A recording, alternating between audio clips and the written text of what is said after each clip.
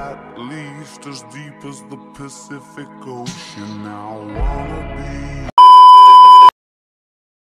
So, good evening mga calls. Medyo hapon na mga calls, no? And yun, nabaklas ko na yung CBR 150 version 3. So, kaya natin to binaklas mga calls kasi may ilalagay tayo dyan. May nakuha tayo na pyesa ngayon. Lalagyan natin dyan ng eyeliner yung headlight niya mga calls. So, may nakalagay na tayo dyan. So, ulitin lang natin yung mas pinaganda ka. So, binaklas yun siya lahat. So, waiting na lang tayo. Gagawin natin siya kasi gabi na. Let's go! So ito yung lalagay natin na eyeliner mga calls. So tatanggalin muna natin yung lens nito, no, para malagay natin yung eyeline sa loob. So gagamit muna tayo ng bluer na pink. Ito kung mahiwagang kutsara natin. So let's go. Tamang painit lang mga calls na dito sa gilid ng banda mga calls. Yung mga gilid ng parte niya. Dito natin siya kainitan para lumambot yung nilagay nila dito na padikit, para matanggal natin siya lahat. So buo yung tatanggalin natin mga calls. So ayun na nga mga calls, after so many years.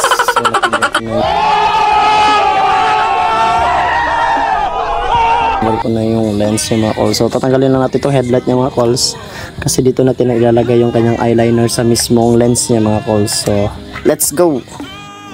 So nakabit ko na siya mga calls sa box. So itatry natin siya kung kumusta yung ilaw niya mga calls, no?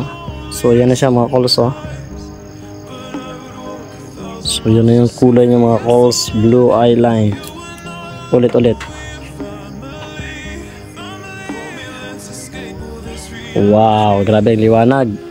So isi-share ko sa inyo mga calls kung paano natin siya nilagay. So yan yung pagkalagay natin mga calls. So nilagyan ko na siya ng pampadikit, no, yung stick glue para hindi siya gumalaw if ever na mag-vibrate yung motor natin mga calls. Babalik ko na siya mga calls para matapos na natin siya.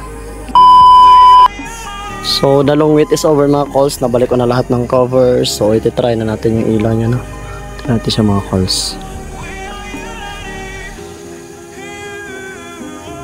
So kulay blue po siya. So yun yung eyeline niya mga calls. Nakakatakot. And then yung nilagay natin niya na switch is kulay green lang, wala na iba kasing kulay. So kung start natin siya,